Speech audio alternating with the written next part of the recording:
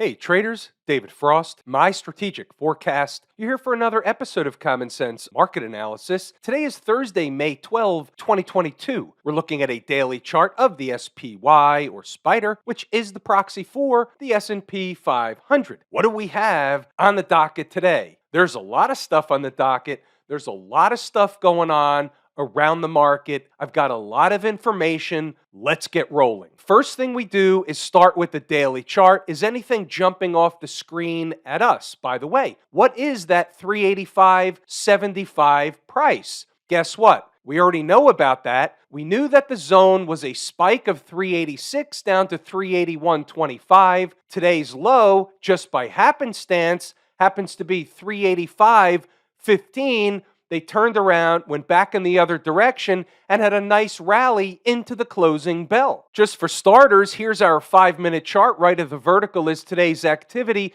and you can see somewhat of a change in character. Rather than hitting them into the close or hitting them all afternoon long, they actually rallied them into the closing bell. Now, we can't say for sure what that's going to produce going into tomorrow and beyond. However, I have other stuff. We'll get to that in a moment. Let's just notate a couple of things. We're going to be Captain Obvious for a moment, but we need to continue to do our assessment of the daily chart. It's part of the process, and we work up and down from there. It's our center point. The trend is down. The trend is the dominant thing. Now, let's look at this logically. Everything isn't always as it seems. Nothing moves in a straight line forever. The market will get a bounce.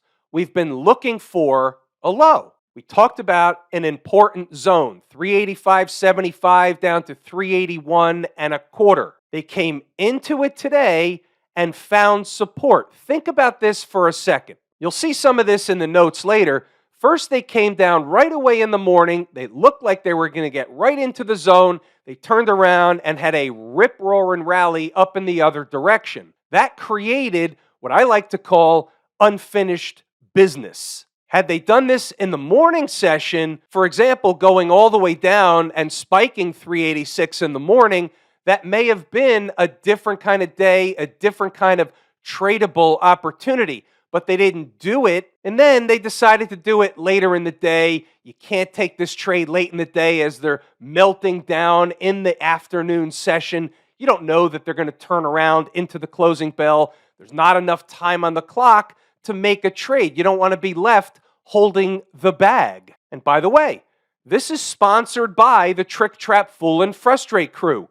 This is the design of why they did it. They leave you standing on the platform as the train goes by with limited time on the clock. You knew it was an important number. You wanted to buy the number, but the time of day in which they came into the number doesn't warrant the trade. You feel stupid when they have a 60-point S&P handle rally away. It's a tough tape, but let's look at the thing logically. They came into an important number after getting bludgeoned day after day after day. Could we make a case they're on time? We can make that case. In addition to that case, we have a tinfoil hat event coming up over the weekend. We don't know how the market's going to react or not react to said tinfoil hat event, but I thought I'd mention it. That coupled with an upcoming Friday the 13th and the fact that just about everybody I know is extremely bearish, the most bearish I can remember in quite a long time. And rightfully so, by the way. If there was a point in time and a point in price where the market can make a reversal back up in the other direction, and keep in mind, this isn't a multi-month, multi-year rally I'm talking about. This is a reversal for a tradable opportunity. Lazy swing traders, we took another trade this morning. First, it was up $3, finished rather flat on the day. That's okay. The fact that it had a nice little rocket ride intraday away from the number tells us, A, that number is important, and B, if we get any kind of spark in the overall market, this particular issue will run like a scolded dog. Now, here's a little sidebar for lazy swing traders. Other stuff was at their numbers. Could have taken a handful of trades. We have to pick our spots. It's a one at a time type of situation. We don't need to overexpose ourselves in this kind of market. One at a time. It's not how many trades, it's how many wins. Can you keep losses to a bare minimum? That's the name of the game at present. Just to give you folks an idea of how the lazy swing trader works in market situations like this, I'm going to give you fair warning something's coming. So this morning, before the market opened, it's a get ready. We're getting close to some numbers of interest. There's a good chance you'll see an alert come out today. In the spirit of getting ducks in a row, here's what's going on inside my head. We want to account for current market conditions, so we're going to adjust position size down. We need to take the risk into account, but it's game time. We're in the risk business. This is the spot. This is the time. Not every trade is going to work, but if you're in the risk business, this is where you have to grab your balls and get in the game. After that happened, after the market opened, the stock hit its number, the alert went out, it was posted on the board, we're in the game. Now we've got 2 open trades. This is the first trade on the long side of the equity market since the decline really began, the last big time decline from way up here. Patience is important in this business. Now, here's another word that really goes into the sidebar camp. I want to talk a little bit about inside the numbers. You'll notice in this type of market environment, we're in the it's a morning business, quick hit, and be done for the day. I do post commentary up until the mid-afternoon portion, but it's more of a schematic nature. Well, I'm not really looking for trades after 1, 2, 3, or even 4 trades in the first 15 minutes, half hour, hour of the day. That's it. You pack your bag, you take the money, and you run. In this market environment, the more you're going to trade throughout the day, the more you're going to give back the profit, you're going to get chopped up, you're going to lose. That's just the way it is. Think of it as sitting at the blackjack table for longer than you really should. You won a lot of money, but you stay there, you think you're going to win more. What happens? You give it back. I'm not making that up. That's the way it works. The market is the same thing. Don't overstay your welcome. It's very difficult not only to come up with the numbers in this type of market environment, but to come up with the schematic. Like, for example, you'll see here that we had a play it again Sam type of situation. We had the same morning trade we had yesterday again today. It's not easy to read that in the morning session. I'm working overtime. So after the few trades in the morning, for the most part, I'm wiped out. I sit down at 0 dark 30, and the first thing I know in my mind each and every day is, I've got to get this right. So as you can imagine, it takes a lot out of you. That's why it's basically a morning business. I'm not overstaying the welcome. We wake up on a happy Thursday to some red on the screen. They went up to spike 390, which is a number the bears were targeting yesterday. And this is where it begins to look like the same setup from yesterday, just with different numbers on the board. So while we were looking for 390 as a target on the downside yesterday for the bears, guess what? It's an important number. Once they're below, what is it? Now, it's still important, but it's overhead resistance. So they were running a day late. Fair enough. So now that they're underneath that number, we go down a notch, and you'll see one of the next numbers on the board was 387.65. And just to get the visual, there's your 387.65. That was essentially the early, right out of the gate, morning low. Funny how those numbers work, isn't it? That was the gateway that would open the door to the zone that we've been discussing in these videos below 386. What I say here is below ventures into the area of interest and will be handled as a real-time type of discussion. We all know about that stuff. I've been talking about it day after day after day. Everything, whether it's a stock, a market, a commodity, doesn't make any difference. Everything is headed to a destination, whether it's headed up or down. The challenge is, the trick is, can I or you or anybody else identify the destination? Let's see what we have as the day gets underway. We'll circle back to stocks on the move. So right around 9 o'clock, Here it is again. It's a play it again, Sam. This is the carbon copy of what happened yesterday. Very similar setup to yesterday. So if it looks like a duck, walks like a duck, talks like a duck, guess what? We're just going to go with it's a duck. They're sitting on an important number, and therefore it's a pretty good indication we've got our early pivot. 389.75 is the spot. It's close to 390. We'll just take that into account. Either way, pushing above opens the door to 392.75, or at least make a run for it, or look like they're going to make a run for it. Below 389.75 opens the door for the bear stuff. We talked about 387.65 and then lower from there. So this one was a trader's choice type of situation. They can spike it, they can rally, they can fail, all within minutes. Short trade is for the experienced trader who understands the risk and what can happen around the opening bell. In short, anything goes. No pun intended. So the concept here was same trade as yesterday, 389.75 is your short. There it is, 389.75. They opened below. They came into it, spike it, immediately drop into what? The first area of importance / support, 387.65. Traders have to be booking profit along the way. And in this case, they gave you about 2021 S&P handles, paint to paint. I think yesterday it was 23, if I remember correctly. Same trade. It's a carbon copy. We're moving along. Let's see what else we have. Here it is. Traders who took the same short as yesterday need to do the same thing and book profit along the way. At this point, you should have already done so. They're moving fast. They're moving faster than I can write. Traders in the room had a similar experience to yesterday. Traders inside the numbers had a similar experience to yesterday. Now, we know the prize is a spike of 386, but they're going to do the back and forth thing. That's what markets do. So by 9:45, normal schematic stuff, getting above 389.70 is the bull case for the rescue. Below 387.65 is the gateway to lower prices. We talked about 392.75 early on. Here it comes. This is just a fast market. You see here, remember from the video, the zone begins below 386 down to 381.25.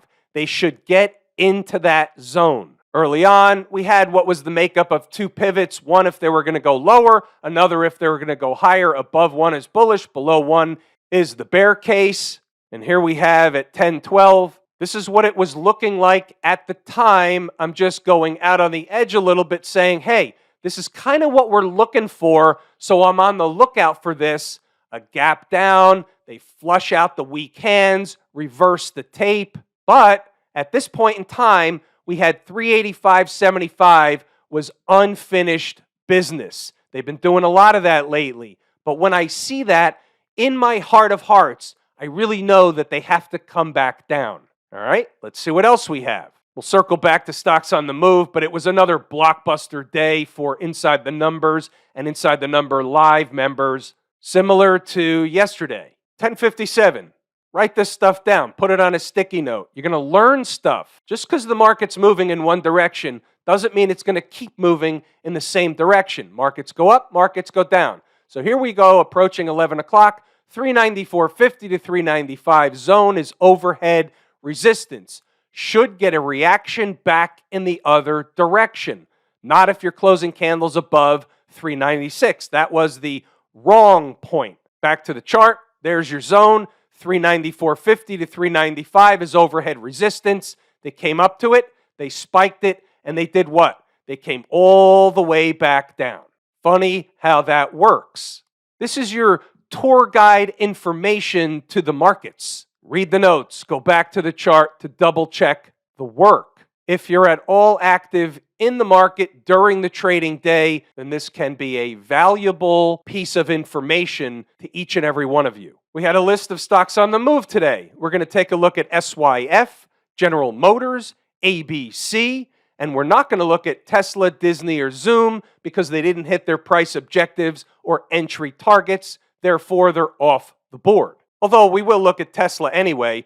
The low was 680. My number was 673. $7 on Tesla is like 7-10 cents on other stocks. They came close, and look at that rip away. Didn't get the trade, but That was a zone. That was an important spot. Synchrony Financial, haircut at the open, 33 and a quarter was the number. They came into it. They rallied away. They gave the base hitter a double, whatever you wanted to take. They came back down later, but the trade is over. The numbers work. General Motors, same routine, 35.32. They spiked it a little bit. They came back up. They provided the base hit. Base hits put you in the Hall of Fame. This is obviously an important number. Look what happened at 12.20. The low was 35.34 against 35.32, and they rallied away again. They rallied away into the end of the day to close above that number. That's an important spot. Know your numbers. AmerisourceBergen, how you doing? They didn't do it in the first candle. They came close. The low was 146.23, had a nice rip away. Then they came in to satisfy the unfinished business, and then they had another rip away. The numbers work. This one, at least for me, the manner in which didn't constitute the trade. But they still went up $5 or $6 away from the number. That's tremendous. Just a quick recap. Stocks on the move. You had a nice trade in Synchrony, trade in GM. Could have taken this one, but it really didn't do it in the manner in which the numbers work anyway. Then you had the short opportunity or the carbon copy in the SPY from yesterday, ES trade, whatever the vehicle you wanted to use. Then you had the overhead resistance later in the morning at 394.50, 395 for you home gamers. And then you had the Mac Daddy, where they finally completed the unfinished business into the 385.75 or lower zone. Let me ask you this. What else are you looking for? This is quality stuff. At least it is from where I sit. Camp IWM, they didn't come into a number that I would have been looking for, but we're in an all the same market type of scenario. If they're going to bounce, they all get a bounce. If they sell off, they all sell off. They don't all get to their numbers at the same time on either side, upside or downside. But it's an all the same market scenario, so there's not much we could really say about this chart. It's not really at a critical point. Looking at the weekly, I like the area around 161, 160. That would really be an interesting area for me. I think that would be worth stepping in and taking on some risk if they did it sooner than later. But if they do that sooner than later, then the S&P is going to be falling at the same time. We're going to have to be either deeper into the zone or find a new zone. By the way, where would that new zone be if they really killed the tape? The lows today do not hold. Well, that's going to open the door for our 365. That was from our shenanigans tail candle. What about the folks down at the transportation department? They're still fighting this triple bottom.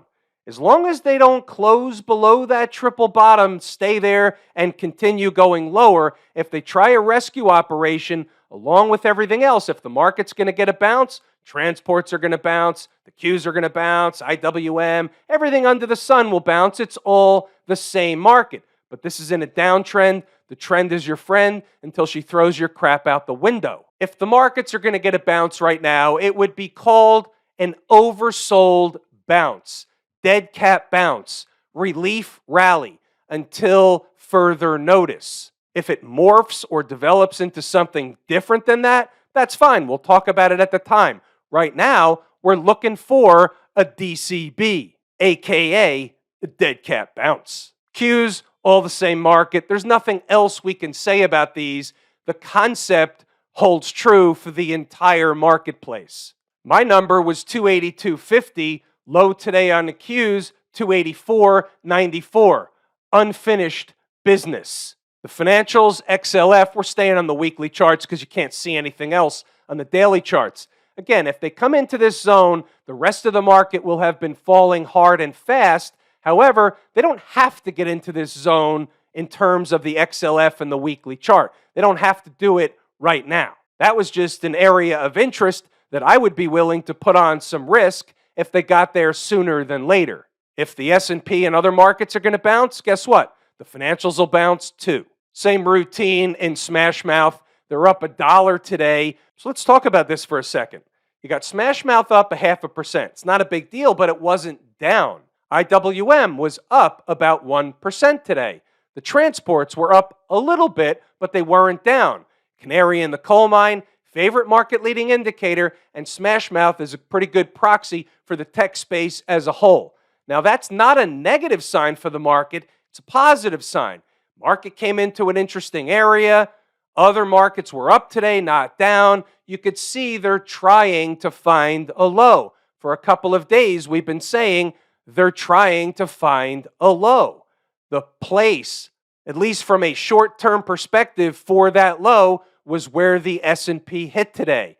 Funny how that works. Have I told you how much I appreciate each and every one of you? Without you, these videos are not possible. True and accurate information. We're pulling the ripcord here today. I'm David Frost, my strategic forecast. Thanks again for tuning in to another episode of Common Sense Market Analysis.